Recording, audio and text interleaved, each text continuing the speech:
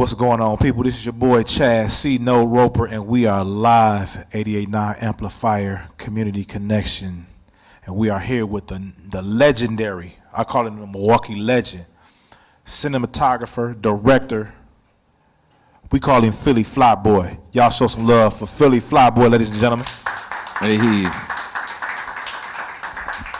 A lot of times we bring people in the city to do things, fly people in for these, but we have such talent here in Milwaukee, doing things on a major level, and I would be remiss to have educational piece and not include Philly, because Philly has done things for everybody. You can go from one end to the spectrum to the next, and he's worked with them. The best, I always tell people, the best question to ask Philly is, who haven't you worked with? Not who have you worked with, because you be there too long. The list would be short if you just asking who haven't you worked with. You know what I'm saying? So Philly, check this out, man. I want people to understand how you got your start, because I remember several names you had prior to Philly Flyboy back in the day when you had a whole nother occupation and it wasn't behind the camera, man, as a director. So let's walk back. Where you from, my brother? Let's just walk. Let's act like nobody knows you, even though we know a lot of people do. Let's walk back. The Philly name, just to clear that up, my middle name's Philip. So right. That nickname's I've been Philly since I was a kid. Absolutely. So then it just kind of transitioned. I was a lot of different, I rapped, I sang, the typical, you go through the gambit and then you realize like, all right, maybe I should do this or maybe I should do that. So for me, it was growing up in Milwaukee, and I had like in high school, 100 friends that rapped, sang, everybody rapped and sang when I was coming up. Everybody wanted to be a rapper, same as today. Right. So, and I did artwork at the time. I've always had my hands in some kind of art, some kind of marketing, things like that. Was always something that was just a natural thing for me. So of course, when I was coming up, it was like the mixtape covers, right. The Master P looking covers, things like that. So I was that guy. I was the graphics guy back in high school. Right. And then of course, how can we be better than these guys on the other side of town? Well, they ain't got music videos. You know what I'm saying? Let's get a music video. Right. And this is before everybody had a camera. So we have to go get a camera from my guy's dad. He worked at the news station. Long story short, we shoot our first video. We just think it's for the label, for our little label at the time. Right. But it came out really good. And I was like, okay, this is dope. Let's do another one. Well, when I did the second one, I get a call from someone I didn't even know and say, hey, bro, how much you charge for videos? Word. And it was like, bingo, like, ding, ding. Yeah, like, I've always been a hustler. I've sold watches, bootleg CDs, fake clothes, throwback jerseys. I've done it all. So when you put money to something, right. We weren't making no money with the music. Right. Just like, coming up, don't nobody make no money with the music. Bro. We spending money to make the music. Yep. So when I got called from outside to get that money, I'm like, wow. But what the flip to that was, I said no to everybody. Because it was why my team was winning, because we had me. Right. So I'm like, if I start doing this for everybody, now this is younger, Absolutely. I'm younger. So I'm like, if I start doing this for the city, it's gonna hurt me. And this is the Milwaukee mentality. Like, it has to be just us. Like, hide the information. Don't give it out. Don't do this. This is a long time ago when I was, late teens, early 20s. And once I started traveling, I realized, like, okay, it's not us versus this other rap group. It's Milwaukee versus everybody. Yeah, right. Let me start doing the opposite of what I was thinking and holding back this gift that I have. Let me start hooking it up. Right. So I started working with everybody in the city then. I went like Milwaukee crazy. Word. So I started going crazy in the city, and a lot of the artists, of course, Milwaukee has a lot of talent. One of the artists that I was working with, we paid to put the video on WorldStar. Put the video on WorldStar. I get a DM on Twitter from Sean Kingston. I'm like 22 years old at this point, and I still think like, we've been sending emails, that we're sending letters to record labels trying to get attention and all this other stuff. And this is when social media just started. So I didn't even realize I got a DM from Sean Kingston, and I saw it and I was like, oh, that's fake. Absolutely. There's I'm like, a lot of that fake. spam going on back in the day for sure. I'm like, that ain't real. Why is Sean Kingston hitting me up? I'm a little dude from Milwaukee, right. Not understanding. And I get another message a week later. I'm like, well, let me just open this up. And it said, yo, fam, I'm trying to get a video with you. I saw your video on WorldStar. And I'm like, okay. So I clicked the account, and it's the real Sean Kingston account. Right. So I'm like, dog, I just like ignored this dude. You know, I'm over here shooting like all my friends, and I got a major artist hit me up, and I'm ignoring them. That like blew my mind. But he hits me, says, "Yo, I got a show. I'm on tour with Nicki Minaj and Justin Bieber. Can you be in Oklahoma by tonight?" It's like 8 in the morning at this time. So I do the math.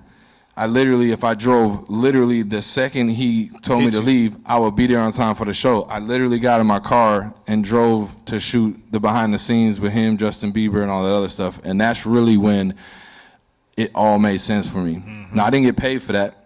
Obviously, it was like, yo, just show up, I got you. And Sean Kingston did the whole shouting me out. And then he put the vlog that I shot for him on World Star, and it helped me out. But that's what really, it wasn't about the money, it wasn't about any of that. It was the understanding of like, this could be something that could make sense for me. So that's the genesis of me coming from being the local guy to understanding the industry and having my first taste and like experience in the industry and having it click for me of like, okay, this could be legit. And now mind you, I have a $300 like piece of junk camera. I did not have, I was not, I had no money. I wasn't making no money off the videos. It was literally me spending money to put a video on World Star, investing in myself to get that recognition. And at the time, World Star was the end all be all. Absolutely. So that $1,000 we spent to get the video up really paid off. Now, I never thought, we were trying to blow the artist up. Right. That was the main goal. And then I started realizing how you can use these pieces of content for me, not just the artist. So absolutely. Go ahead. And the key in all that you said was you absolutely understood that an opportunity wasn't tied to a paycheck. And I think that's where people miss, that the opportunity is only tied to getting paid. But you recognize that if I get on the highway right now, I'll get there in enough time where this opportunity that I'm spending my money on, driving the gas, not getting paid, hotel, the hotel, all that. Yeah. But you understood that investing in yourself, eventually it will, exactly, and you did not have to wait for somebody to pay you to realize. And that's, to me, that's the problem with a lot of up and coming anything, artists, managers, songwriters, whatever. They feel like they got to get paid right away. Mind you, you should get paid for your work when you get to a certain level. There's a big misconception Absolutely. about that. I think a lot of people, they hear things on social media, they hear things on Instagram, and like you see all these different things of like, man, I need to get paid. I need to be paid top dollar for all this stuff. My work isn't free. And I get that, and it's confusing the up-and-coming guys, and they're missing out on major opportunities because they're listening to these Instagram people that are already established. Absolutely, and that's the difference. Being an established, working whatever, artist, songwriter, videographer, whatever, director, as opposed to someone who's just getting their foot in the game. And that's something that a lot of artists I've saw in their career make huge mistakes where they miss opportunities because one, the opportunity may have cost them something, some revenue, or they weren't getting paid and they didn't want to show up because of that lack of pay. When realistically, if you have 10,000 followers and you get to perform in front of a crowd of 3,000 people, that's an opportunity for you at least to gain 5 to 10% more audience. So why wouldn't you do so? It makes no sense to me. So now it's a two-part system when it comes to that. And this is where I tell people to, like, okay, so I always evaluate situations like this where maybe I'm not getting paid what I'm supposed to, or not getting paid at all, or even in a rare situation, and it still happens, where I have to pay to get an opportunity, right? Right. And that still happens all the time. So there'll be times when I'm like, you know what, I'll pay for this. But what I do with it is why I make my money. So, for instance, let's use this as an example, right? I'm going to take a piece of content from here, right? And I'm going to use it on my social platforms. I'm going to send it to 20 people and tell them, hey, you know, I do speaking engagements. Check out some of my stuff if you like what I do. Book me for something, right? Absolutely. So because of this job, right, whether I'm paid or I'm not, you know what I'm saying? On that note, just cash at me that 10 grand. Anytime, bro. Got you. Say less. So, but I'm saying, I'm going to, regardless of what this situation is, I'm going to parlay this into other things. Absolutely. I'm not just going to sit back and wait for people to knock on my door. So that's where there's the confusion. If you can take a situation and parlay it, you know, but you have to do that legwork. Absolutely. So I always tell people like this: if you're not getting paid, that's cool. do you think you can get something out of this opportunity that you can utilize to leverage yourself with other people? But those people ain't coming to find you. So if you just do this piece of content and then you're salty because you're like, man, I did that for free and nobody hit me up. They're not coming to hit you up. Know that. So once you get your mind right in that situation, now you can go to phase 2. And phase 2 is really where you create the opportunities, and then you can make $5, $6, $7 trillion off of one play that you did for free, but it's because of the legwork after the fact. And that's the part, that's the key part, is that most people don't want to do the legwork because of this phone, because of the access of social media. You got to get out there. You still have to have, we used to call it back in the day, hand-to-hand combat. You still got to meet people where they are. You still got to shake hands. You still got to have face-to-face meetings. You got to fly in places, because to me, social media has created a laziness into people. And I think, for example, how we know each other. We didn't meet on social media. We met in person. You know what I'm saying? We met about 5-6 times before me and you actually started becoming cool too. Absolutely. I met you at multiple things, and it was almost like we were fact checking each other, and making sure we were legit, because we didn't have Facebook and Instagram to fall back on. Exactly. If I meet you today, right now, I can go fact check you, make sure you're legit, and then back in the day, if I just seen you at an event and someone was like, "Yo, that's Chad. He's the homie. He's cool. He got a lot going on." I'm just hearing it from Buddy. I don't know if that's legit. Absolutely. So we had literally, I probably met you 4 or 5 times before we even had a conversation. Exactly. Just like a what's up, and then there was an opportunity where me and you talked, and that's when me and you were like immediately like, oh, okay, we're both legit. Exactly. Let's see what let's figure it out. But that would have never occurred had we not have been in the same vicinity of each other back in the day. And I think that's a lost art in today's entertainment world, because everything is a DM or this and that. Or even when you will see someone, they so cliquish, they don't even speak to each other, bro. It's the craziest thing I've ever seen in my life. When, to me, if you're in a room full of individuals doing something similar to what you have, that's an opportunity for you to actually build your brand or connect your brand with their brand. Because 9 times out of 10, especially the rooms we're in right now, anybody just can't get in those rooms. So you got to take advantage of that, man. So, but now let me give you this. So this is something also. This is, a lot of people think this is just like, oh, for beginners and people starting out, like that you should be doing this level of networking and contacting people and being at events. And last night, I'll give you a perfect example. Last night, people always ask me why I'm so busy. And they might think that it's just because I've done stuff with T.I. or because of these other people. But those kind of things, literally, like for the first week that you do it, people start hitting you up. Then after that, it all falls off. So it's on you to create these opportunities. Last night alone, I probably DM'd 40 people my demo reel. Right. But I didn't just spam them and say, yo, it's Philly, da-da-da. I literally went on their pages. I went in to the search page, typed in new artist, new music Friday, whatever it was, and I started looking for artists and clicking their stuff. New Music Friday is a great one for me because it's usually a post of someone's music. I listen to it. If I don't like it, I don't DM them. Right. I'm not just looking to shoot with anybody. I want to shoot with people that I like their music. They seem like they got something going on. I don't care if they're the smallest artist or the biggest artist. We'll figure that out later. But I literally DM'd I took about 2 hours last night alone. And this is me, and I have 10 jobs lined up right now. Mm-hmm. And I'm literally contacting people as if I need to pay the water bill tomorrow morning. You know what I'm saying? Right. So it's like maintaining that grind and that hunger should never stop, no matter if you got $10 in the bank or $1 million in the bank, because the reason why you got the $1 million is because you were grinding when you had the 10. So let's not slow it down now, because now you're in bigger rooms, you're in bigger spaces, and that $1 million could easily be $100 million with the connections that you have now. So just you got to snowball that networking, and the biggest thing that I see is people stop what works for them when they get to a certain level. Yes, they do. The procedure does not stop. You know that. That's Absolutely. why you've been around for so long doing so many things, and you constantly grow, because you take the same recipe and you apply it just to the new situation. That's it. The same way you would talk to everybody when you were here locally, the second you got into a big space, you talk to everybody in the room. Nothing changes. You went right to the bar. What's up? Oh, I'm Chad.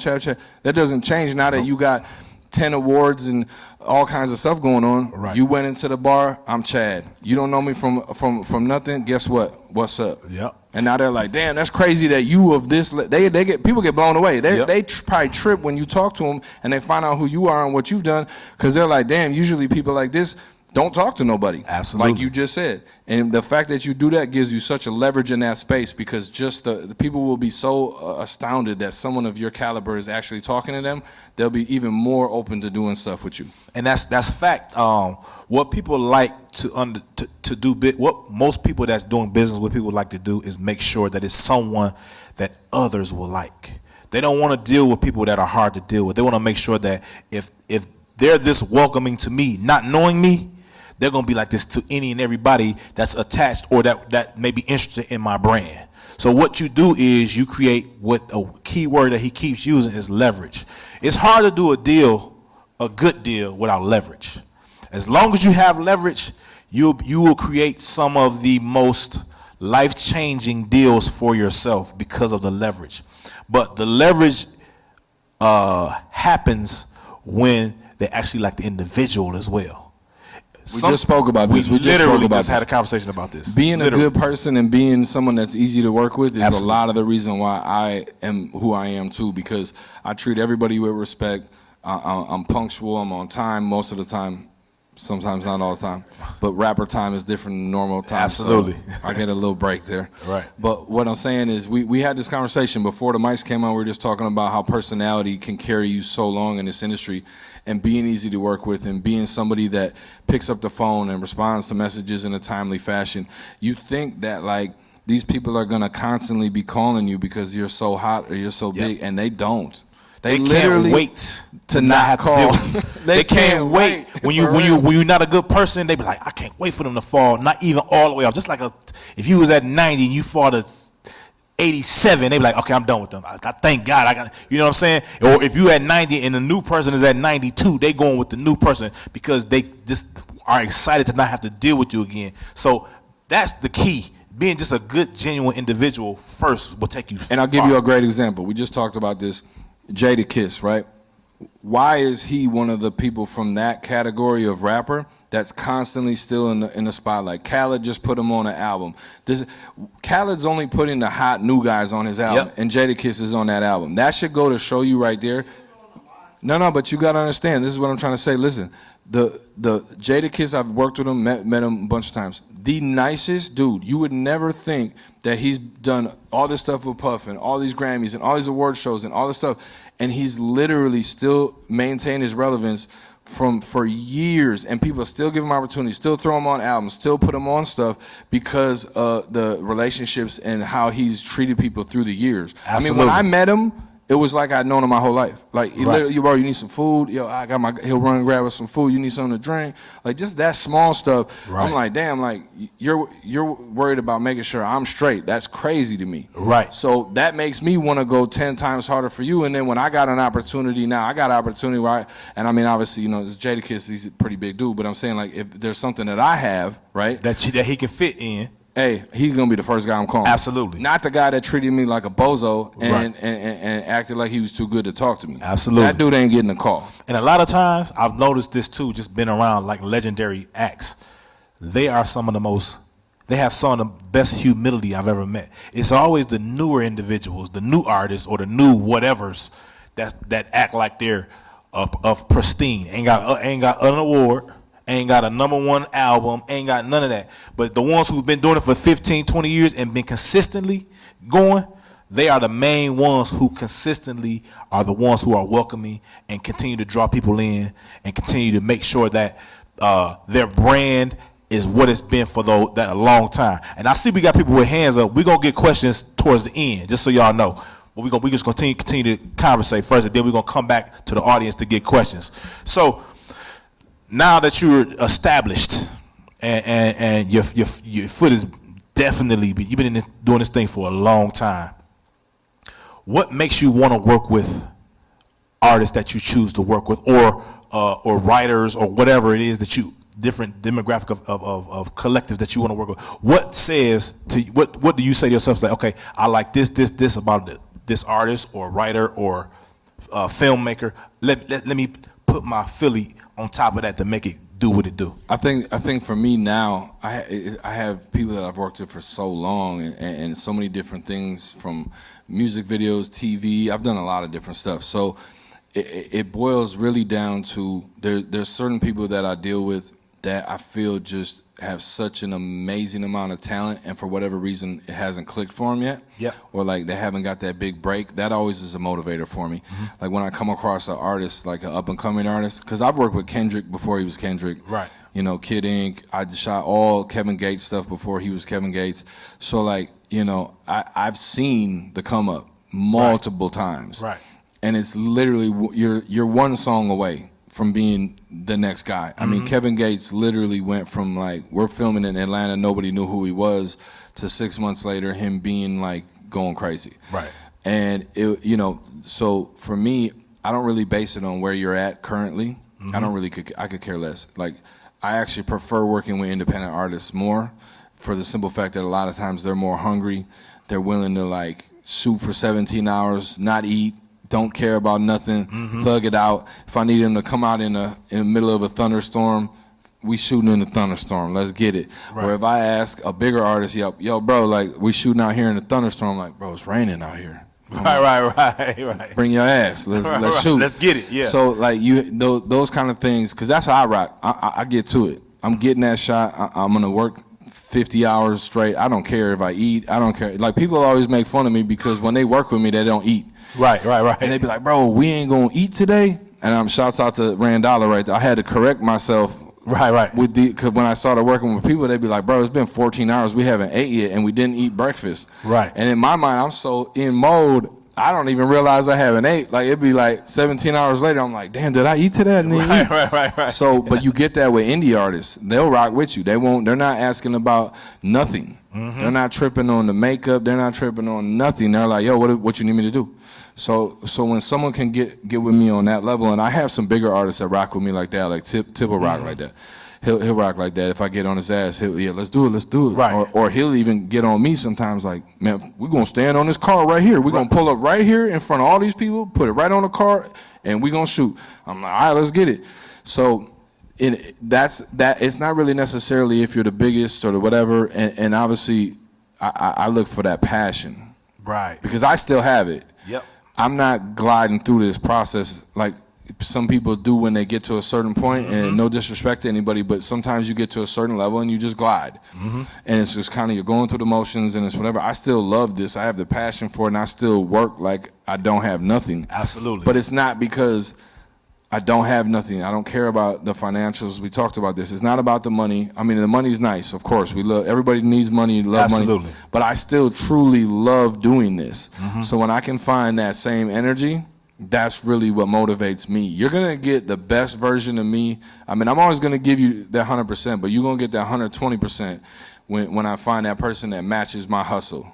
And when you're as involved as me, and I can feel that, like, you calling me every day, bro, I got another new location. My cousin going to do this for us.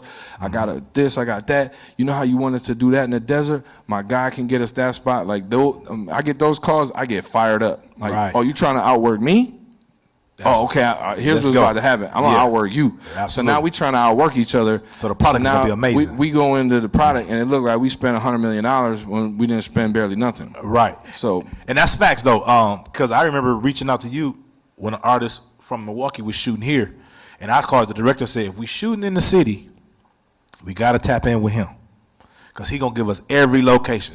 I said, I already spoke with him in advance. Whatever obviously you knew the director anyway, but I said, whatever we need, he going to be the guy to get us in places that you can't get us because you're not from here. You know what I'm saying? Well, it's crazy too, and shouts out to whoever the producer originally was, because when I first got on the call with him, he was like, yeah, I got a producer, so if you could just work with her. And then literally, like, I talked to him for 20 minutes. He was like, I'm about to just fire her, bro, because you got it. And because I'm over here like, bro, you literally just need to show up. Right. I'm going to give you the schedule. Yep. You don't have to do anything. Yep. Like, everything that you wanted to do, we're going to do times 5. Yep. So when after that phone call, he already knew who I was. I knew who he was, but we had never worked together. Right. But that phone call, like, he literally fired the producer and just had me do it all. And it was like, Right, and I told him, I'm like, man, if we doing this, why not? This is what he do on a regular basis. Yeah. Like, and I've been knowing him for 15 years. Yeah. So I know we're gonna be good. And I don't have to be there the whole time. That's always my I was gonna say, with me, like you could just hand me the assist and you could go home. I tell people that all the time, like, bro, you don't really need to be here. We're good. And then most people show up for like the first scene and they see how it's moving. They're like, oh yeah, I'm out of here. I knew I didn't have to be there. I had just had my kid. So I just was making sure everybody that flew in was right. Yep. I said, I'm gone, Philly. You're like, man, I got it. I was like, I already know. You know what I'm saying? I didn't even need you to do that. You could have FaceTimed me. We would have got it situated. But Absolutely. I get it. But you know, I had to make sure that the Bucks championship trophy was there. Yeah, that was my job. Shouts out to the Bucks. But what's really dope about that, and this is something that you guys can apply to whatever you're doing, is that level of, like, when you go, you know the difference when you go to McDonald's and when you go to a 5-star restaurant. Absolutely. Right? But you also know when you go to a mom and pop that you're not paying 5-star prices, but they take care of you like you at a 5-star joint. Absolutely. And guess what? That mom and pop got a line down the street. Always. You paying $10 for that meal, but they're treating you like you're, you know what I'm saying, walking off the Hollywood, Boulevard over there. Absolutely. So with that being said, that's another key component to why I am who I am, and I feel like everybody can implement that. I get it. You got paid $500, $1,000, $1 million for whatever you're doing, but find ways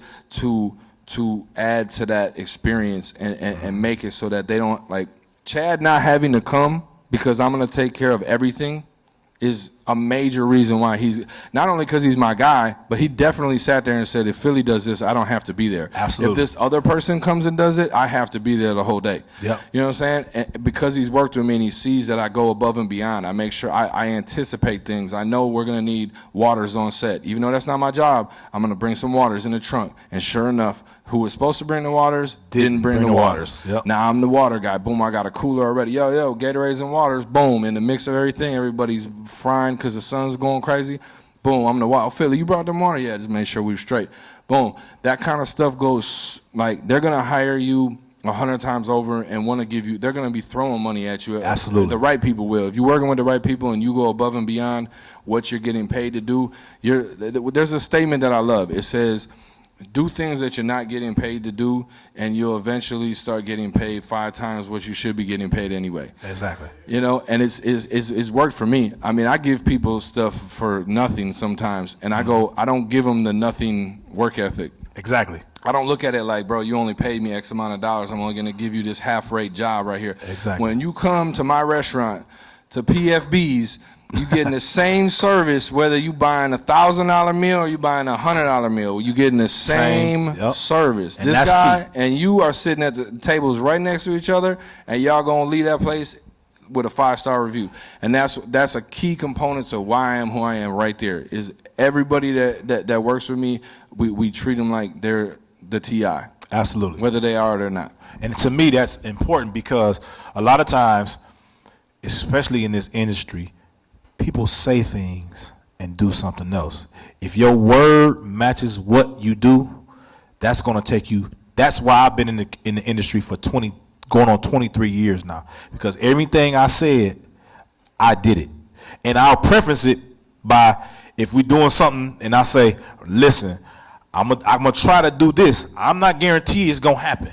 Like, most people will try to sell you a dream. Like, oh, I'm going to make this happen and this happen. You don't know what people are going to accept and not going to sell, no matter how good it is, the product that you're giving them. Because sometimes people are not risk takers.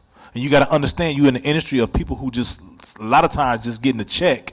And they really just there for the clout part of the job and not actually doing the job. I was on the phone with my boy Jay White, producer Jay White. He did like Megan Thee Stallion, Cardi B, Bodak Yellow. And we was on the phone yesterday, and I was saying to him, Jay, if I'm ever an executive and you ever hearing about Chad C. No Roper getting fired, know I got fired for trying to hit too many home runs and not enough singles and doubles. That means I went up there swinging out my shoes because I want to win that bad. Hey, you gave me the checkbook, I'm going to sign everything smoking that I think is hot. I'm going to throw $10 million at everything, then you can fire me. But now something might stick. Now I'm going to look like a genius. So I'll never get released or terminated from any position not throwing everything at it or swinging out my shoes. And to me, that's the mentality you have to have, because guess what? Somebody see you swinging out your shoes. Somebody understands the passion you have behind what you're doing. Now they want to rock with you. Soon as you get let go from that team, from striking out, it's 5 other teams over here negotiating, trying to get you. So make sure you create that opportunity for yourself by taking all the risk, and you just might hit a grand slam. You never know. I'm gonna give you a great example that literally just sums up what you just said, and it's you can lose a fight and still get the contract. Absolutely. So this just happened. I was watching UFC. These 2 guys are fighting. The one guy lost. The other guy won on decision. But the other guy fought so ill, but Buddy just caught him, right? But Buddy that lost fought so crazy, put on such a show, went so hard in the paint, and just put everything on the line that they literally were supposed to give 1 contract. They gave 2. See? So that's a perfect example of something like that where, and again, you giving that 100% every time, and this is I see it with music videos all the time, and I'm gonna relate it to my industry specifically, where I hear it. Well, they only giving me $500, bro. Right. I'm just gonna show up wherever they are, and we gonna shoot. When people, I would pay to rent lights for other people's videos, and people would tell me, bro, why you gonna do that for them? I'm like, I'm not doing it for them. Right. I need content to sell to other people. Yep. If this content looks whack, I can't charge them $5,000 Yep. when I'm making this look like we spent $300.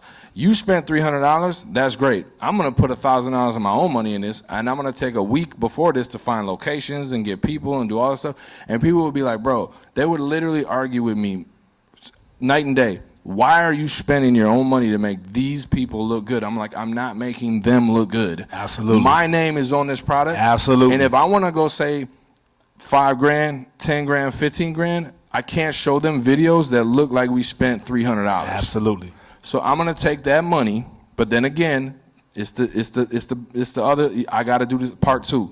Yep. I spend that bread, make your video look crazy, right? Go crazy with it, bringing lights, I'm bringing extras, I'm bringing everything you need, going way above and beyond. But the second I get done editing that video, I'm going and hitting 15 people and showing them that video, and they're gonna ask me how much he paid for that video. I'm gonna be like, he paid $5,000. Right. And they gonna be like, oh yeah, it looks like he paid $5,000. Exactly. That's fire. Exactly. And in my back of my mind, I'm like, he paid $500. I actually spent $2,000 of my own money on this, but they don't need to know that. Exactly. But it looks like what I'm saying. Now I can't go to this guy and try to get 5 G's and show him some that I shot in some dude's kitchen. I agree. There's a reason. I was telling the artist last week, there's a reason why you see 100 Toyota commercials or 50 Honda commercials. How many Bentley commercials have you seen on television? How many Rolls Royce commercials have you seen on television? It's going to sell itself. The amount of customization that's in those vehicles are going to sell itself, and that's how your brand should be. You can advertise it. I'm not saying don't advertise it, but it should look so good whenever you say what your number is. They be like, oh, cool. Because like they tell me like that. That's it. That's it. Right. That's what you want. That's it. And in your mind, you know, in my mind, your mind, it's like, man, I really could have been charging you $1,500. You paying $10,000. But here's the deal. There's also, and this is where you know, the fine tuning of all this too. You know, for me, people are only gonna give you what they can afford, right? Yep. So you have to, you know, I'm in this space specifically because I shoot $50,000 budgets and I shoot $2,000 budgets. Right. It's a pretty big spectrum. Yes, it is. With a $50,000 budget, I can basically do anything I want. Right. With a $2,000 budget, you got to get ultra creative to make that thing look worthwhile. Absolutely. So, you know, for instance, you know, say I work with that budget, and I'm not, you know, a lot of that's for like my homies and people that I'm cool with. I'll extend that favor. But then the conversation is that whole 2 G's is going in my pocket. Right. And then let's work together to maximize what we can do for this video. Let's ask your uncle if we can use his car. And let's ask your girlfriend if we can use her mama's crib because it's perfect for the one shot. And Right. let's see if your little cousin will play the kid role. And let's see if we can go get this location that you worked at before. See if the manager's still over there and we can get this grocery store located. You know what I'm saying? Absolutely. And let's make it look like we spent crazy bread. That's one of the things, because I can't go and put out a you know, some big huge video and then a week later post something that looks like I spent nothing on it. Absolutely. So I have to maintain that quality throughout. And that's what keeps me sharp too. Like everybody, when they get to like the 30K budgets, they stop taking the 10Ks, the 5Ks and lower, right? And I always tell people like, yo, like if you own a restaurant, right? I keep using the restaurant. It works out perfect. Sound like you're eating a lot there, Philly. I'm actually not eating anything right now. I'm trying to slim down. But I worked in restaurants. That's why. Yeah, for sure. I used to work in restaurants. It's the greatest example because I seen guys that came in as the valet parker that ended up having stake in the company. Like they literally not eating a steak, like actual financially they own a part of the restaurant and becoming. I know Andre, who was a photographer. He was the photographer at the club and literally now owns a club. Because why? Because he literally learned every element of everything. And even though he's the owner now, you see him wiping the floors. You see him, he doesn't just come in like, I'm the owner, what's up? You know, shouts out to Andre. He literally, I still to this day see him working the front door. He's valeting cars. He's making sure the bar backs got what they giving people waters, and like that's lost in so many people. Yes. So for me, I keep my tools sharp and I keep my mind sharp and I keep my hustle sharp by working with independents because one, we work different, we work harder, we work crazier, and it forces us with no money or low budgets to create something because I cannot lose my quality. I have to maintain my quality. Absolutely. So it puts me in a position to really have to like, let's figure this out. And it makes you so sharp so that when you get the bread, you can go crazy. Yep. Because now you got all these crazy ideas and now you got bread to do it with and you can expand on those ideas. So I always recommend too, like when you get to a certain level, you're not above these things. Those independent artists and those guys that are working on that level, those guys could be somebody too. But I'm saying like you learn so much. That's why everybody's first album is so amazing. Yep, because they putting everything they got into it. But if you stay connected to what you made that first album off of, you can have 5 more albums like that. Now, if you go move out to another country and live in a big mansion, you totally disconnected from that world. And now you don't have that content anymore and it shows and you immediately fall off. Yep. This is how I stayed sharp and relevant in my career. And this is what I recommend to anybody in this industry. Don't lose that foundation. Somehow stay connected to that. I talked about it with Tip. Like when I'm in Atlanta with Tip, people don't even sweat Tip. And he's Tip because he's around so much and shows so many people love in Atlanta. People just be like, oh, what's up, Tip? I just seen you 3 days ago. Because you be out there with the people, out there chilling, showing people love, doing, like he stays connected to who he is and it reflects in his music. He writes a verse now. He's 40-some years old now. He writes a verse. It sounds like he knows what he's talking about because he's talking from experience. He's still got family in the neighborhood and he still goes to the neighborhood and everyone in the neighborhood knows him. When he drives through, they honking a horn. Yo, Tip, what up? Yo, bro, hey. Just not sweating him, but just like he's the neighborhood like hero still. Right. So he's maintained that level of being grounded. Authenticity. And you can't fake that. You know that. You can't fake that. And I stay true to who I am and what I preach on. I do the Philly Facts and what I preach and everything. And I'm giving you examples from things that happened this week. When I do Philly Facts, it's usually from something that happened like within a couple of days of me filming Philly Facts. When I give you a fact, that's not something from 10 years ago that I learned.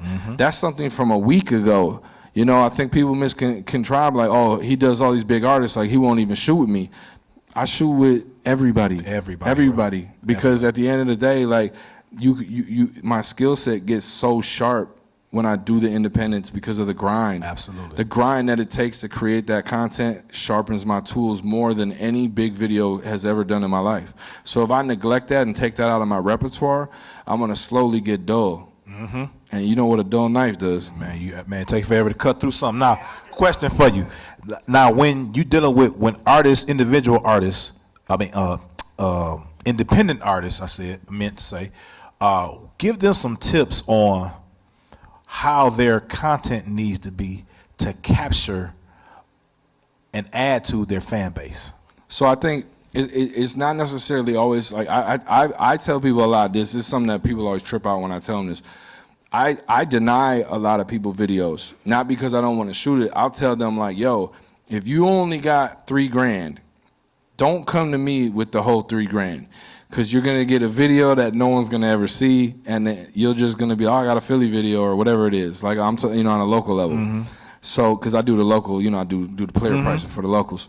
So But I'm saying, like, it doesn't make sense to cash me out just to say you got a video with me. I literally will tell you no.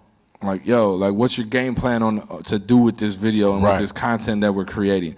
And if it's like, this is all I got, I'm like, that ain't it. You have to, you know, have something set up so that this video, because you're gonna need 6 months to a year for this thing to even get warmed up. Right. Because you're an indie, you don't have all the connections that the labels have, so it's gonna take you months to get this in front of enough people that it's gonna start creating some kind of buzz. So if you don't have a game plan for that, don't work with me. Right. I tell people that all the time. Like, or if you do work with me, let's set up a game plan. I'll help people come up with a game plan, because I think everybody just thinks you get a piece of content, you put it out for 2 weeks. You go hard, send it to everybody you know, and then you kick your feedback. And I see it happen all the time. Yep. And I'm like, and they're like, bro, I got another one. I'm like, no. We don't need another one. You haven't done nothing with this one. Right. So the mentality that I try to teach, because I try to teach everybody that comes to me, I can guarantee you this, 95% of people that have worked with me have learned something from me.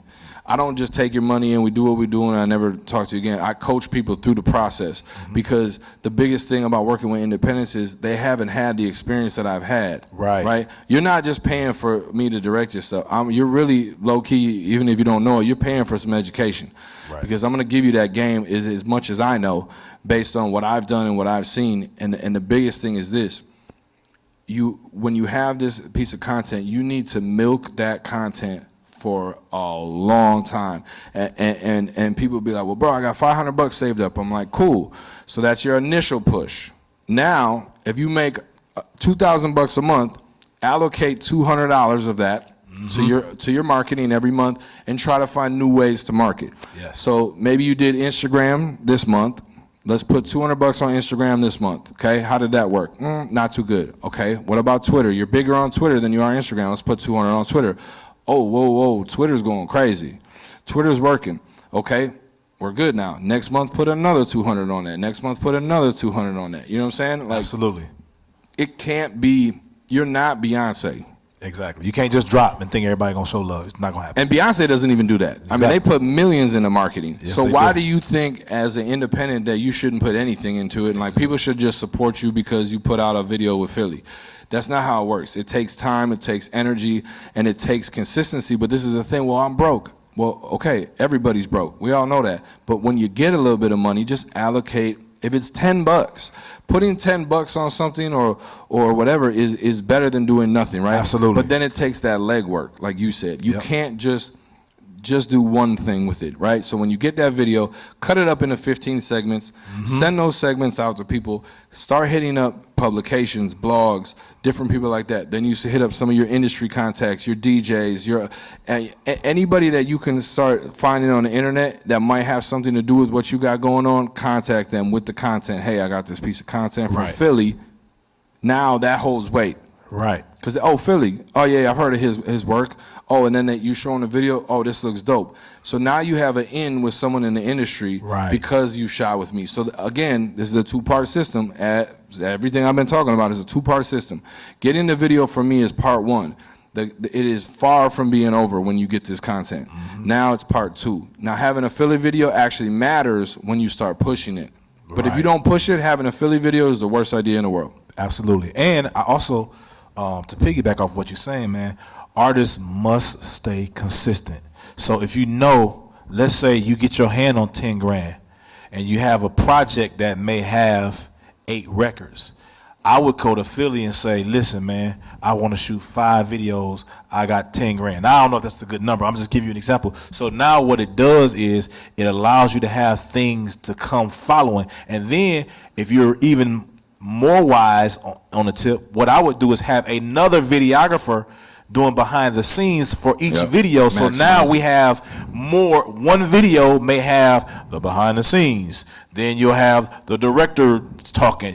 What you're doing is you're taking one video and making it into 3 different looks for releasing on social media. Not to mention the different teasers you may have for the video. So now you're making the most out of your money. So now if you got 4 or 5 videos shot, you got 4 or 5 behind the scenes for those videos, and you got the actual song too. So now you got opportunities to create so many pieces of content for one record. And now you do that times 3 or 4. Now you're looking at a 7 to 8 month stretch or even potentially a year of releasing. So now it make it look like you're working so hard when you did all this work in maybe 2 weeks. So you gotta be smart when it comes to this thing. Stretch the work. Stretch it. Stretch the work. Me and Philly was working with an artist, and I kept saying, man, we gotta figure out how to stretch stuff, man. We gotta do to this, to that, to this and that. And we were talking about game plans, and what we were doing was, now obviously content was shot by him, which was the blessing part of it. But still, how can we take that content that we get for little to no cost, and how can we stretch it? I mean, it's as simple as this too, and I talk about this a lot, is creating content from the content, right? Absolutely. So like, for instance, perfect example, I'll give you a great way to maximize the music video. Freeze the image and just screen grab it and crop out the YouTube border around it and use it as an image. Now you have a photo. Absolutely. You know what I'm saying? Now that photo could be a thumbnail for something, that photo could be another post. That, you know, like if there's a dope moment in the video where like, you got, you know, like a crazy watch or something like that. Boom, when it freeze frame that still image on YouTube, screen grab it and then post that. Because a lot of people watch the video, you might think, oh, they seen the watch. They might not have seen the watch. They might not, exactly. So now you have another piece of content. Go check out the video. You know, check out this watch or whatever it is. You've now, just off of what you have, you've created another piece of content. And like you said too, it doesn't always even have to be having a BTS guy. I have my BTS guy's right here. My guy Randollar shoots everything, videos everything. Everything looks amazing, right? And we even still shoot on our phones. I shoot Randy shooting, so Randy can show his photos and then show him actually where he was shooting the photos. So he has multiple. So they're not just seeing his photos; they're actually seeing him working and how he works. Right. And it gives them that, you know, that second look of something that they might not see. We're showing behind the curtain how he works. So it's like with me, him, and Corey Piper is another guy I work with. When we're all together, Randy's shooting on his camera, on his phone. He's TikToking. He's doing this. He's making 7 pieces of content out of one location. Yep. He's doing photos. He's got these little what are they called? Fujis. Yeah. So he does these little special kind of like photos that's like his thing. He does some of those. Then he does some video. Then he does his actual photos. So you get like 10 or 12 pieces of content. He gets a story, he gets a reel, he gets photos, he gets all these things to maximize that. And I see so many artists that don't do anything. They get lazy, bro. And it's not even lazy though. I'm gonna be honest with you. Sometimes it is lazy. Sometimes it's just they're not in that mode. Like they're maybe not a phone person, right? I know a lot of people that say, well, I'm not a phone person. And unfortunately, you have to become that. Like, yes. I wasn't a director at all. I was the worst director ever. Literally. I was the worst director. I literally would turn the camera on and just hope you did what you were supposed to do. I'd be like, hey, bro, stand right here. And I was quiet.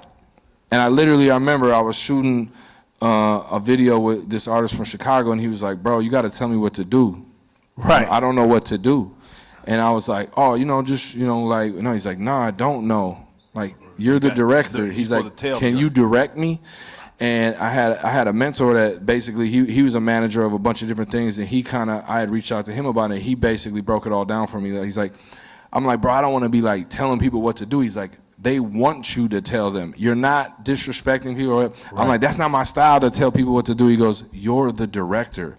They're looking for that. Yep. So it's almost disrespectful that you're not doing it. Yep. So once I made that switch, I became a good director. And but it was because I got called out on set and looked like a bozo.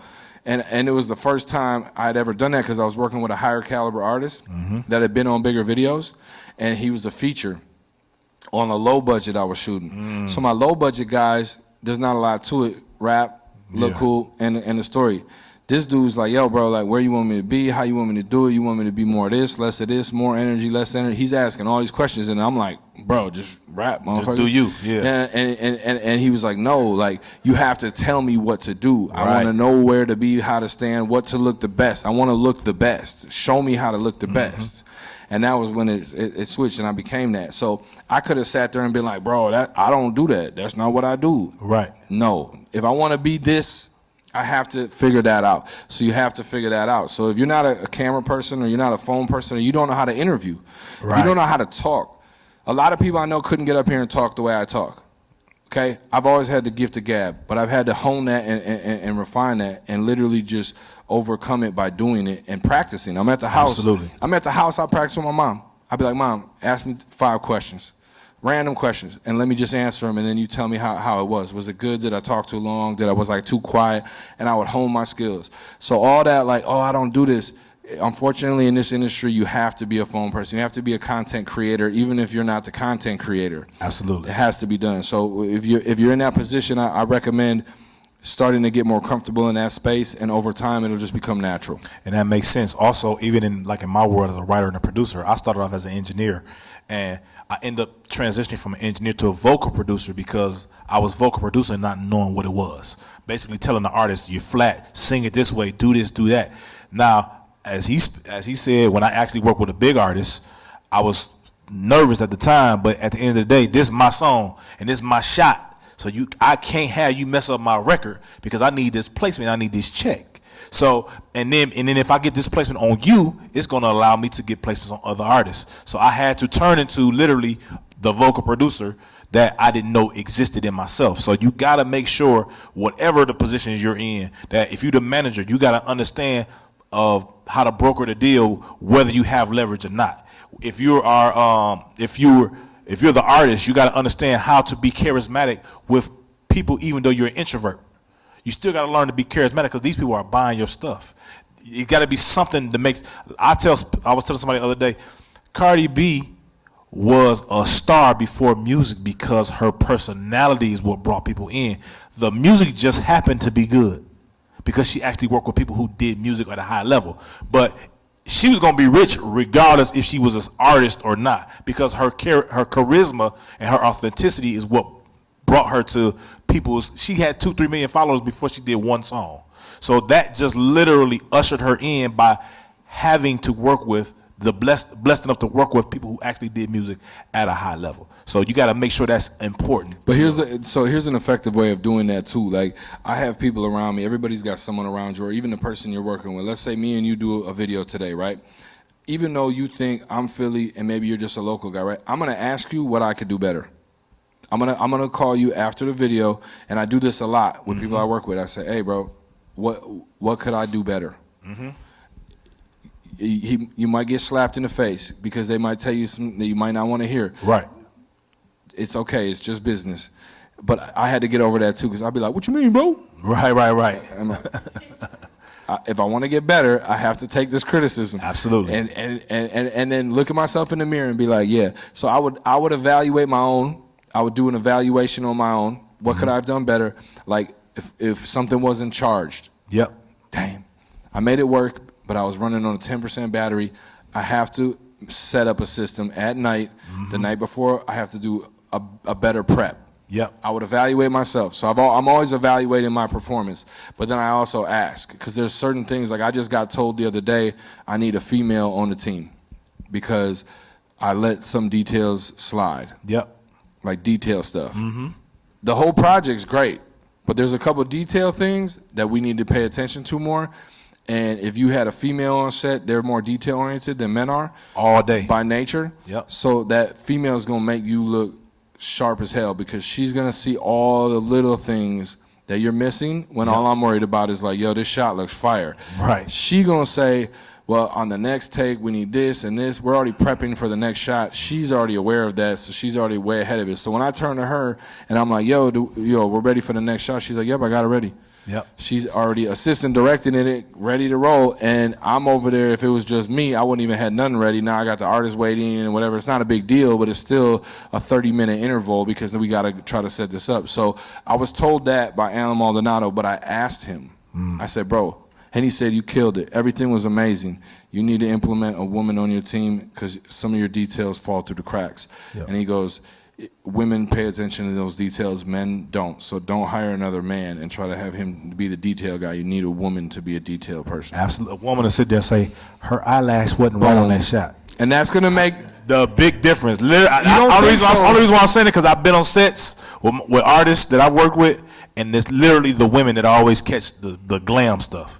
And like, not even glam, though. It's so many different layers. But I'm saying, but they'll notice these small things that you don't even care about. But in the edit, you do see it. Yeah. And it could have been just a little bit better, and it would have made you look just a little more polished. And when he said that, that was like amazing. And I started, a lot of women that I work with in this industry, which is very male dominated, but there is a lot of women that are super dope that I've worked with before, and I started reaching out to them more, and I'm trying to implement them, and immediately, just from talking to them and finding out what they got going on, I could already immediately tell, like, my game could be so much crazier. Now, if I'd have been a bozo and not asked that and just thought I did great, because overall I did, 90% was fire. Right. But that 10% is where I needed help with, and if I wouldn't have said nothing, or I would have had too big of an ego to accept that, I would have just been cool with the 90%. Yep. So, and because I got paid, but nah, you still want to grow. No, but I killed it. Yeah, for sure. Killed it. Body bagged the whole situation, but it could have been all that much better. Absolutely. And when you make it all that much better in those details, I've had multiple people. I had another guy, my guy M-Rock, big producer, does The Weeknd, Cardi B, every big video you see, he's the producer on it, and he's the one that told me about detail stuff too. He was like, bro, like, if you get all your details right, he's like, your budgets are gonna go crazy, because that's what the labels want. Absolutely. They want all the they want the video to be dope, but they want all the details as well. And that's key, man. I think I was flying back from Vancouver this weekend, and I was on a red-eye flight, and before we took off, the pilot said to us, which never happened to me before. He said, once you get strapped in and we get ready to take off, I'm seeing weather ahead of us that I'm gonna go around. Now, what I can do is, I got two options. Now, he breaking this down to us like we care. Like, dog, we paid, we just want to get on here, go to sleep or whatever. He said I could do two things. I can go through the storm, or I can go above the clouds. And I think by me going above the clouds, it'll provide a better service for you to get some rest. So when you land, because a lot of you who are traveling to go to something else when you land. Yeah, you're waking up to work. Exactly. So what I'm going to do, I'm just giving you this information. We may be 5 minutes behind, but it's because he said, but you'll thank me because you'll get 5 minutes more rest. Now, what that said to me was, he thought about every person sitting on that plane. And that's how you have to be. You have to be the pilot that thinks about everybody that's on your charter and whatever it is you're doing, so that the next time they're going to say, dog, I flew Delta or what I flew Philly Flyboy Airlines, and dog, they cookies was off the hook. Come on. You know what I'm saying? Whatever the details are. So now nothing spreads faster than word of mouth. Social media spreads fast, but when somebody tell you that you know, it's a different situation. If I say to Philly, dog, do not rock with these people because they don't have all the money. 10 times out of 10, if I tell him that, he's not going to work with them. D9. Every single time. The details. Again, Absolutely. The details. And that's something where I used to, another mentor of mine, my guy Marco, said that to me. I said, what does it really matter if I have this lens? Or what does it really matter if I have this light? Mm-hmm. And he's like, bro, it doesn't matter. He goes, but it matters if you have the lens, the light, the extra crew guy, the better playback. He goes, now you got 7 things that are better. Collectively, that makes a really good thing. So individually, that lens probably doesn't do that much for you. That light don't do that much for you. This extra person probably doesn't do that much for you. But if you get all of those details, now you're cooking. And when I figured that out, too, of just putting all those pieces together. Yeah. I used to, again, be arrogant and think like, well, bro, this is going to be fire. Mm-hmm. You don't need to worry about this. And when I started worrying about that, I started seeing my budgets go up. I used to think like, bro, shut up. I'm going to shoot you this fire and you're good. Don't worry about this and that and the other thing. And when I started worrying about this, that, and the other thing, I started getting bigger budgets. Yep. So don't neglect those details. Don't just think, again, I've been saying this the whole time we've been talking. Don't take things for face value. Yeah, you got paid $500. You're going to do exactly $500 worth of work and forget these people. No. That's not how you advance. In the music industry specifically, yes. You have to go above and beyond because the competition level is so hard in almost every industry, but music specifically. Yes. You have to go above and beyond because the opportunities are scarce and you might only get one chance to work with that person, and you gotta like they have so many options of who they can work with. You have to do something above and beyond for them to say, I need that guy. And another thing too, it's extremely important. You heard Philly talking about a team. Team is extremely important. I heard a basketball coach say, if the basketball NBA team normally has 15 players, right? And I think maybe 3 coaches. So that's 18 people. And the coach said, we lost in the conference finals, which means we were about 88% there to a championship, right? He said we have 18 people that participate in the process of us winning and losing games. He said, so what, in my exit interview, I told every player and staff member, if everybody can just come back next year and we get 1% better per person, that's 18% better.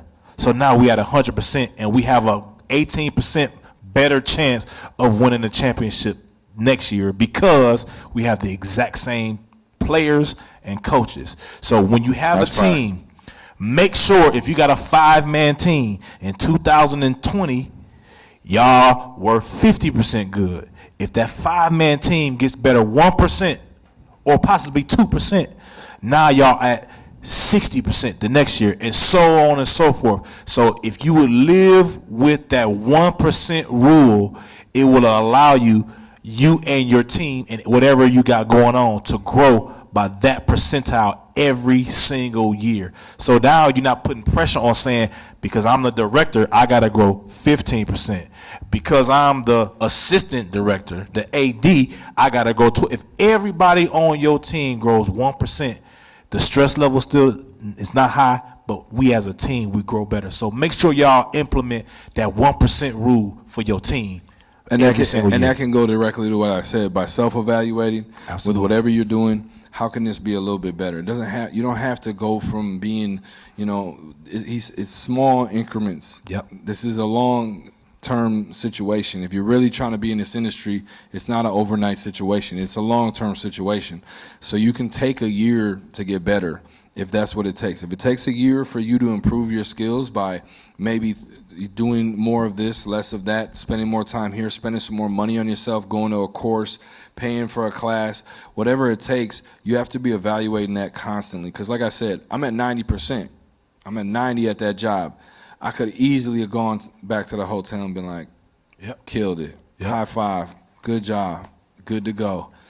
And totally neglected the fact that the guy I'm working with has 7 shows on Netflix, has been in a million things. This dude's like the craziest. His resume is through the roof. So I would be a real bozo to not take something from that person. Absolutely. So I asked directly. Absolutely. So now what? And guess what?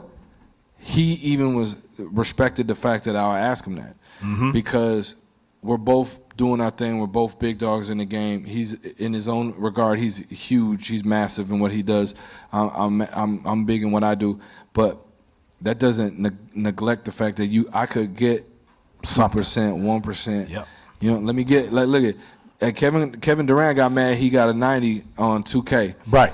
How can I get that? You want to be that 98. Yeah, you know what absolutely. I'm saying? You should always want to be that 98 player rating. You know what I'm saying? Absolutely. Because you're never going to be perfect. We're human. So you're never going to be perfect. But it's striving for as close to that as possible, and that's small incremental things. And like I said, your team, asking them, if they're not the kind of people that tell, like I'm a jerk. I'm going to tell you right away. If you're doing something I don't like or I feel like you could get better, I'm going to tell you directly, bro, that ain't it. You got to do it like this. A lot of people they're not confrontational, not gonna do it. But that's why you have to proactively ask people around you, like, hey, right, what do you think? And now keep in mind, they might say something that might not fully be accurate.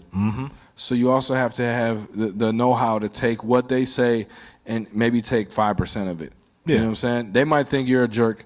A lot of people think I'm a jerk sometimes when I give people like feedback, and other people love me. They're like, bro, this is exactly what I needed. I didn't want to hear no sugarcoat, no nothing. So some people, it's like, it's the best thing in the world. Other people like want to fight me. Right. So it's like, but now for me, I want to still appease the people that want to hear the real deal. Right. But I also don't want to have people trying to fight me when I tell them what's going on. Absolutely. So I find the gray area. Yep. You know what I'm saying? So that's my fine tune. I fine tune that process. You know what I'm saying? Because I don't want to disrespect nobody. That's the ultimate goal is I'm not trying to get you mad at me.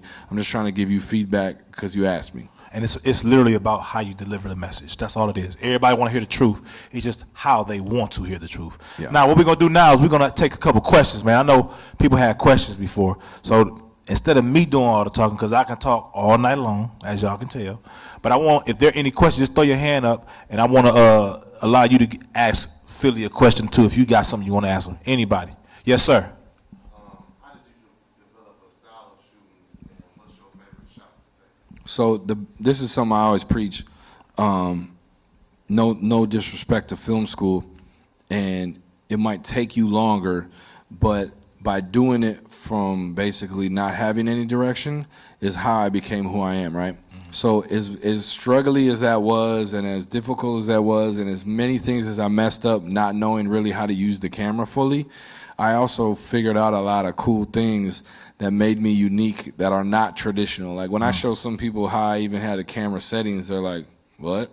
And I'm like, it looks dope. And they're like, it does look cool. Like, you know what I'm saying? Right, like, right. They were like, but I was always taught for it to the shutter speed to be at 48. And I'm like, well, this looks pretty dope, right? Look at it. And they're like, yeah, it does look dope. I'm like, I did it by accident, you know. I didn't know you had to have it at that number. I put it at 2 million. It's supposed to be at 40, but it looked dope. It made like a crazy effect with the lights in the background. So now I made it like an effect. So the way that I created my style was messing up continually. Absolutely. And looking back at videos now, I cringe because I'm like, bro, that's so bad. Something was wrong. I had the format wrong. It's a 4K camera. I'm shooting in 720p. I'm like, bro, I didn't even know how to set the settings. Like, but through that, nobody, like, because a lot of times when you get taught, you just do it how you're taught. Absolutely. And by just doing, you create a style, right? So for me, my favorite shot is the hero shot, low angle. Everybody looks cool from a low angle. I don't care who you are. I make people look very cool. Look at any movie that you've ever liked. When they low angle, like Bad Boys, when the coolest, most iconic shot in Bad Boys is when Will and Martin stand up and it's low and it's circling around him. Yep. And I've literally taken the Michael Bay. That's my favorite shot. And my second favorite shot is the Spike Lee shot that he did in Inside. It's his shot. It's when he puts the person on like a dolly or sitting, and they pull them on the dolly with the camera, so they're not. It doesn't look like their legs are moving; they're just floating. So it gives like a trippy illusion. I do that a lot. I love that shot. I've loved it ever since I saw it. The first time I saw it was on Inside Man, or when I noticed it, and then I saw in his old movies he had done it. I'd never really noticed it before. When I saw Inside Man, I was like, dogs floating through the neighborhood. Right. I'm like, that's fire. How can I recreate it? And I did it with a pickup truck. I bought a deer rack.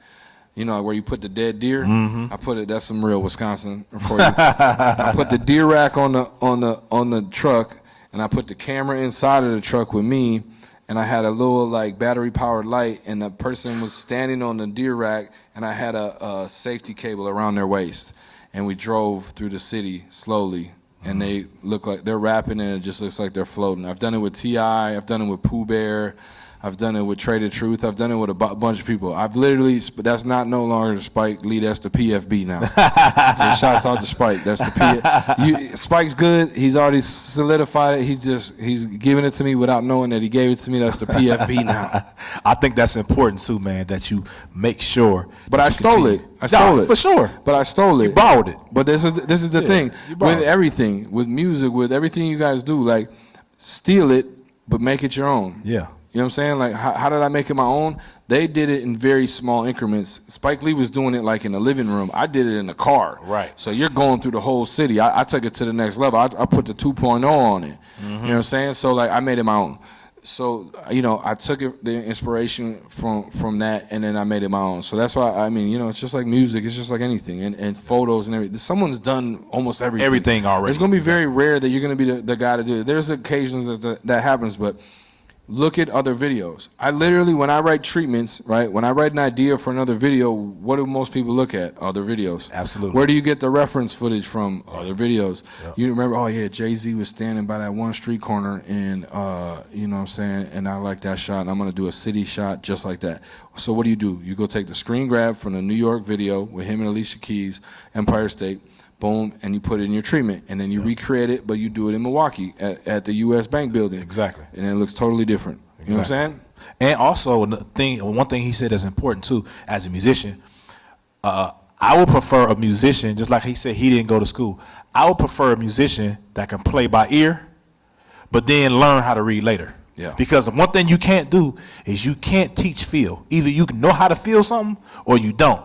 So if I get a musician who can play anything by ear when they hear it, I'll take that musician over somebody who's classically trained, because it's going to be stiff as a board, classically trained, as opposed to somebody who's just vibing. I would take a vibe over something that's taught any day. So, and most things that have that you can't find, it's because it's the individual. Yeah. So you got to make sure. I ain't saying don't get trained on the piano or guitar or whatever. What I'm saying is learn as much as you can about it first, and then when you can't go any further, then go get some Then get the education. Yeah. Because one, you're going to find out if you like it. Absolutely. And not waste a bunch of money paying to figure out if you like it. Because that's the other thing. You go to college, 90% of people sophomore year are changing their degree because they're like, this sucks. Now, with this industry, you have the fortunate enough you can go get a cheap camera and start shooting, or even use your iPhone. Figure out if you like this. If you like the process, and then if you do, then go maybe to a school for it, or maybe buy a better camera, things like that. You know, you got to dabble. I always say, like, dabbling is the greatest thing in the world. Take advantage of the dabble, you know, before you dive deep into something, because you might be going in the wrong direction. And you know, when you go in the wrong direction, then you have to double back. Yeah, and you spent a bunch of money. If you just kind of like, little lid, tell, okay, that ain't it, this ain't cool. Now when you find out what you good, you boop, full speed. Absolutely. Now if you're already going the wrong route, you got to come all the way back. And then restart going the other way. And everybody knows when the GPS tells you you've been going the wrong way for 17 miles, man, that's the worst feeling in the world. Worst feeling in the world. So you just dabble, use what you got, dabble with it, check it out, see what is good, and then pay for the education if that makes sense, or buy the better equipment or whatever. Absolutely. Don't go dive. I get 100 people trying to sell me their camera 6 months after they got a camera. Like, bro, I was going direct, bro. I bought a $50,000 camera, bro. You want to buy it for 10 grand? I'm like, bro, I do not want your camera for 10 grand. But they're like, bro, I got to pay bills. I'm like, well, what happened to all the videos? Well, I thought if I bought the camera, I'd get the videos. I'm like, bro, you don't work like that. You didn't even try to do this before you bought this camera. Absolutely. So, yeah. Next question. We got another. Yes, sir. What's up, brother?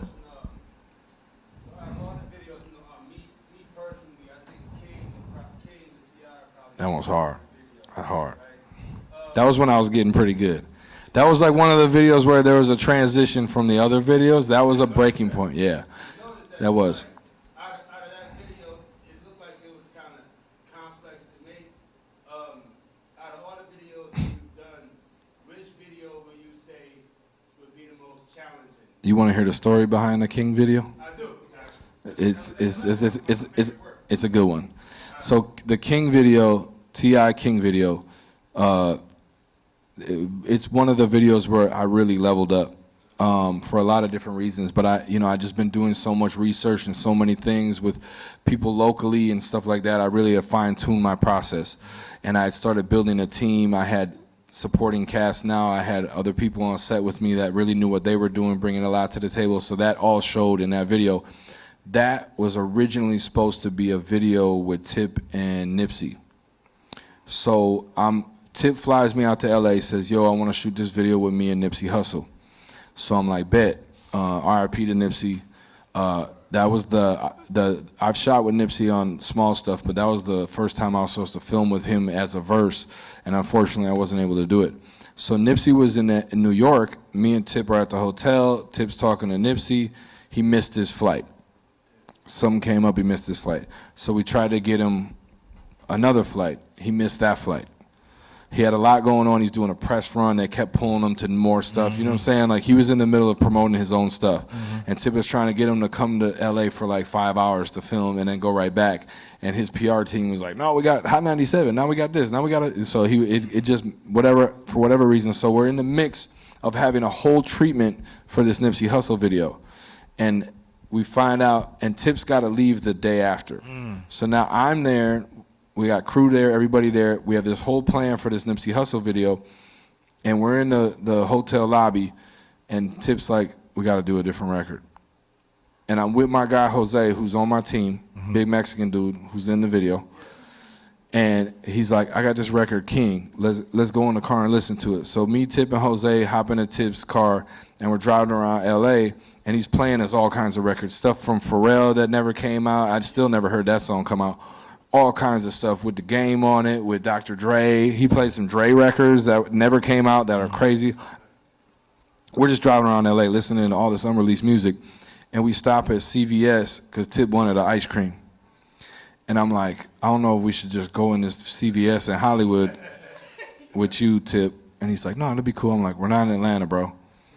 And he's like, no, I'll just be real quick. We literally hit the door. 15 people like, T.I. TMZs, for some reason, somewhere in the bushes, they're come running over. Like, it was crazy. Within a matter of 30 seconds, we were getting, like, bombarded with people trying to do photos of videos. And I looked at Tip, and he was like, yeah, you were right. And so I was like, go back to the car. We didn't even have security with us because we were literally, like, he was up at his place, his house, and he just drove down to my hotel real quick just to chop it up. So it was supposed to be like a quick thing, and then we went to go get ice cream, which is crazy. So long story short, we get back in the car. He's eating his ice cream now, and he plays King. And I'm like, this record's fire. He's like, yeah, bro. And me and him are coming up with ideas, like right then and there in the car while we're driving back to the hotel. And he's like, man, we need a bad guy. We should do like a bad guy thing and da-da-da. And I'm like, Jose could be the bad guy.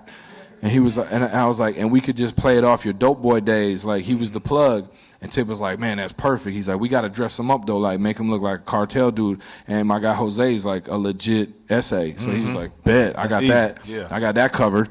So then we need a location. We need everything. We need to shoot the next day. So Jose, we wake up early in the morning. Jose goes, gets an outfit.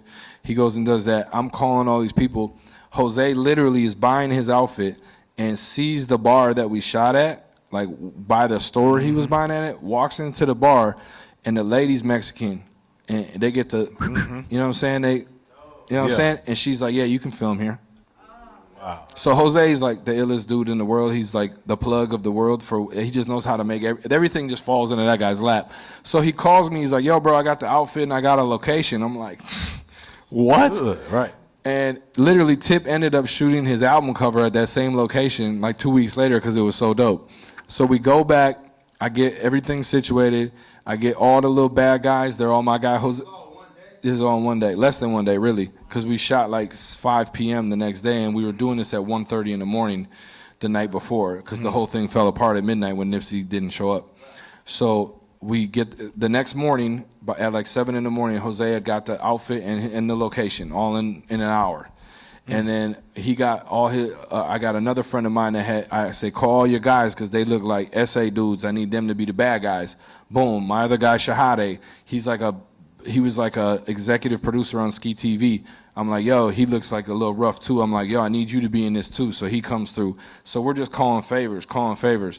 And like even the scenes where Tip gets out of the car, those were never in the treatment. We literally, Tip just had his car service there. And he was like, yo, let's use the car service. I'm going to park it down there. I'm like, all right, bet. So there's a scene in there that this is like when magic happens. And it's so amazing. So there's a scene in there when he's walking into the bar. Now, mind you, that's a ripoff of Goodfellas. Not Goodfellas. Godfather.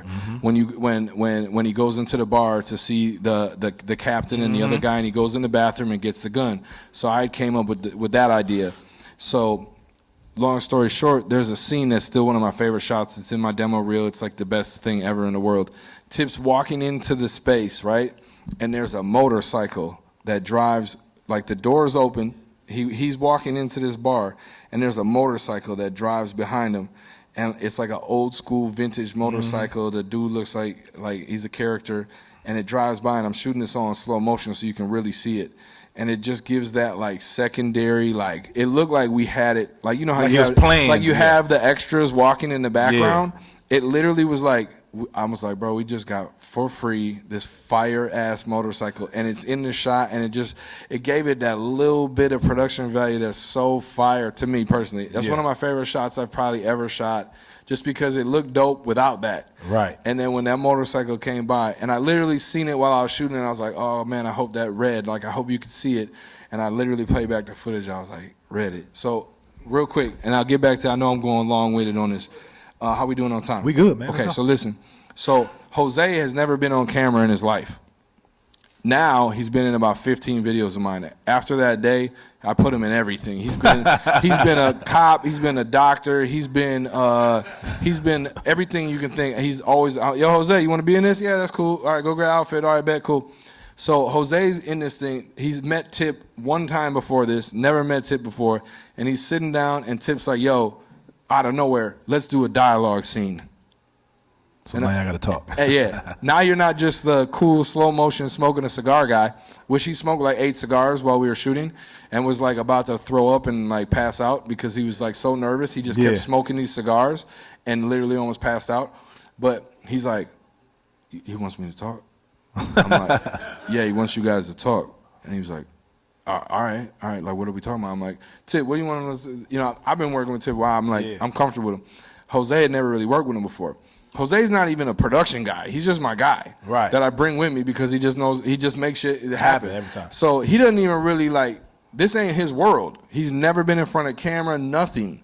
So he's over there nervous as hell, and Tip's just feeding him the lines. So if you could see the behind the scenes, which there is a behind the scenes, Tip is telling him what to say. So Tip says his line, and then he's like, all right, I need you to tell me, like, that ain't gonna happen, and to whatever. And he's like, but then at the end, say something in Spanish, like, you know, whatever. So Jose was like, all right, bet. And like Jose do like 2 or 3 takes, and then get it on the 4th take, fire. Tip would be like, bet, that's it. Next one. All right, so now I said this, now you say this. And just feeding them. Tip's just feeding them. And that's when Tip really, like I seen, oh, he could direct. Oh, yeah. And now me and Tip own a company. You know, we got the Vision Mob. That's me and Tip. So that was my first thing where Tip started getting hands-on, but he was feeding Jose those lines. And Jose's sweating and nervous, and he's like, bro, I'm sitting here with Tip, like, I've never even really done this before. And he killed it, and now literally Jose to this day gets recognized, like, bro, weren't you in the T.I. video, bro? So that video not only was like a level up for me, but a crazy, crazy story of not happening at 1 o'clock in the morning, us buying ice cream and discussing it over a Walgreens ice cream. Right. And then making it happen and being probably one of my top 5 videos. That was planned for 6 hours before it with no resources. We have resources. We have money. Tip got bread. Yeah. So it's not like we didn't have bread. Right. But I'm saying, like, we didn't have location. We didn't have. It had nothing planned. It was planned for something else. Yeah, we didn't have a bad guy. We didn't have nothing. We were just like, you're going to be this guy. You're going to be, and it all worked out. It looked like we had planned it out for months. Right. And that was it. So that's what I'm saying. Like, you know why I'm able to move like that with Tip? Because I rock with all the indies. And when you're with the indies, you got to be. Figure it out. Ain't no time to be like, well, we can't afford it. No, we can never afford it. We knew that going into this. We got to figure out how can we get this. Let's talk to this guy. Let's ask this guy. Let's go borrow a favor. Let me do a photo shoot for this guy's granddaughter, and he'll let me borrow his car. Right. You know what I'm saying? Like, it could be. So me being able to move like that, like, that didn't even affect me. Most directors would have been like, no way. Right. 1 o'clock in the morning, we're not switching the record in the whole video. I was like, bet, let's get it. Let's get it, man. Eat your ice cream, big dog. Let's figure this out. So my last question goes to my brother right here. You had something you want to ask, bro? Hey, bro, actually, it was for you. Yeah, what's up? Honestly, bro, like, I see your slogan, dreams never die. Dreams never expire? Yeah. Dreams never expire. Yes, sir. Branding. But yeah, that shit definitely touched me, bro. I appreciate that. Like, especially like being an MC and being an artist, and as you get older and stuff, like people always want to look down and be like, oh, like you getting older, like bro, it never gonna happen. Right, right. So like, yeah, just off that fact alone, like that's inspirational. I appreciate that, man. So that ain't a question, that's a statement. But we appreciate that. I appreciate that, bro. That wasn't a question, though. Just to clarify. Nate, you know I know Nate for a long time. I know, man. It's all good. What's the question, bro? What do you generally look for in an artist? Because I heard you was like behind Lakia and like a bunch of other artists too. He pitched. Yeah, so He threw you the pitch. Let's see. so basically, when I look for artists, I never want. My goal was to help artists.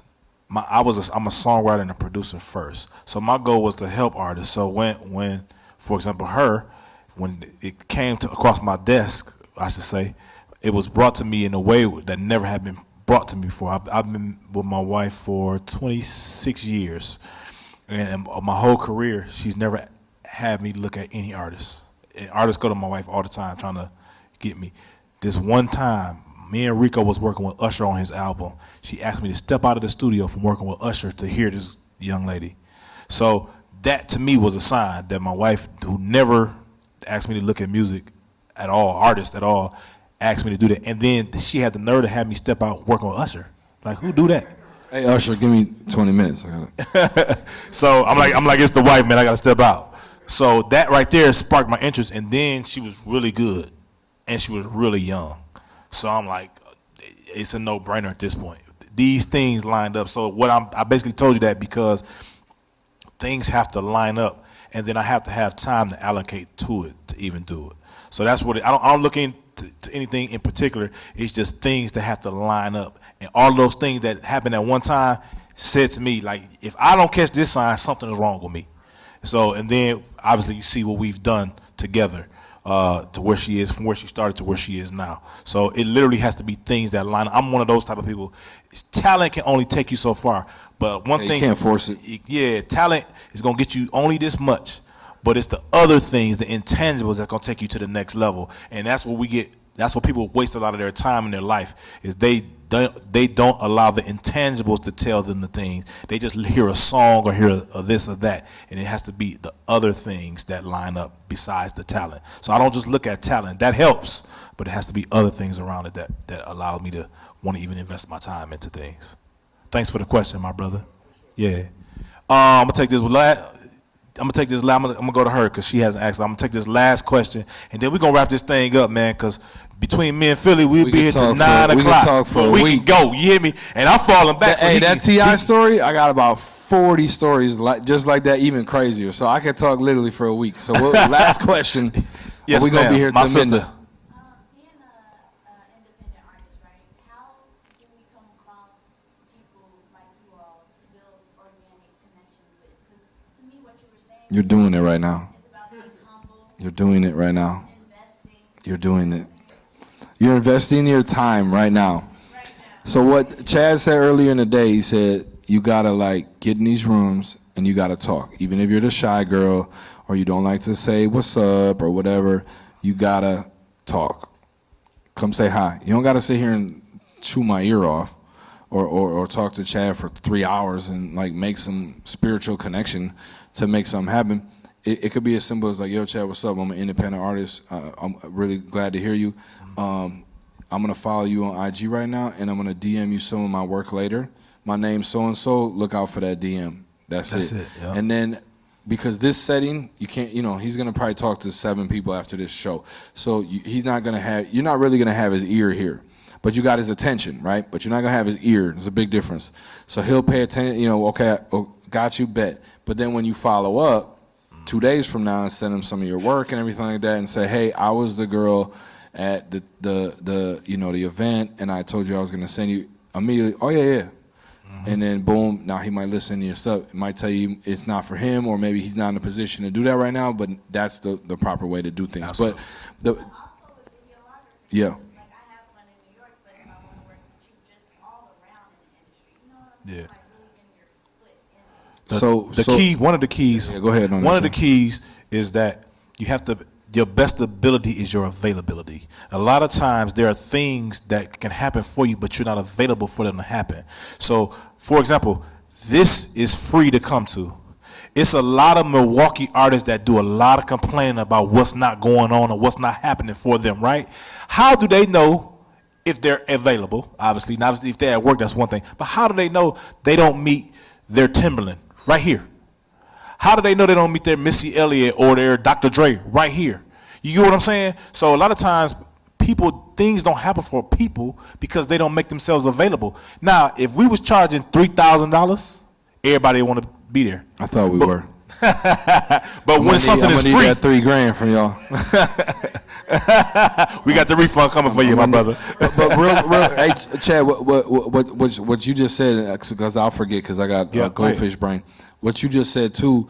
One of the things that's like a key component to this too is like when you're at these things, like I said, it's a 2-part process. Remember that at all times. So whatever he's saying, implement what he's saying, because he's being available is the first part, and then make sure the follow-up, the second part. If that doesn't happen, Chad will forget about you in a week.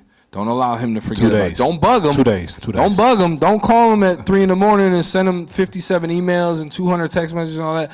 But the follow-up is so crucial, because right here, we're just, it's quick. It's a quick interaction. But if you follow up with me and tell me you were here, now you got my ear, you got a little bit of my attention. I can take my time and I can look at what's going on with you. Yeah. So that follows. Go ahead, my bad. No, that's it. That's what I basically your availability is your best ability is your availability. But to specifically for me, what you just said, how do you get in touch with people? I answer every single. Literally, you can ask anybody here. I probably am the most answeriest guy ever. Like literally, my answer game's crazy. I'll hit people back like with the swiftness too. I'm not the guy who has 150 text messages I haven't answered. Like I get so much work. I just did a Philly fact. It's called Answer the Phone.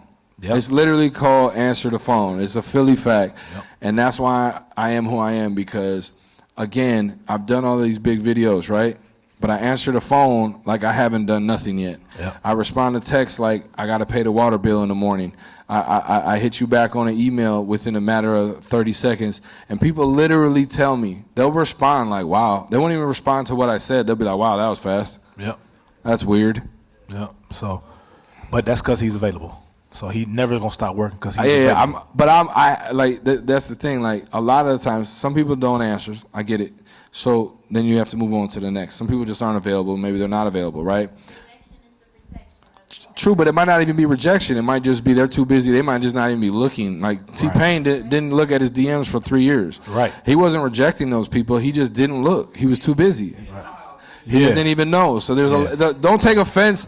Yeah, but don't take offense to people telling you no or not responding. I know people get mad and say, bro, I text him 5 times, you never hit me back. I'm like, so? Like, you got a life. You got kids. You got all that stuff going on. Who cares? Yep. You know what I'm saying? So don't take offense to it all. I literally sent 40 DMs last night and got hit back by 2 people. And I saw read on a lot of them. And I could be the ego guy, like, bitch. Right. Right.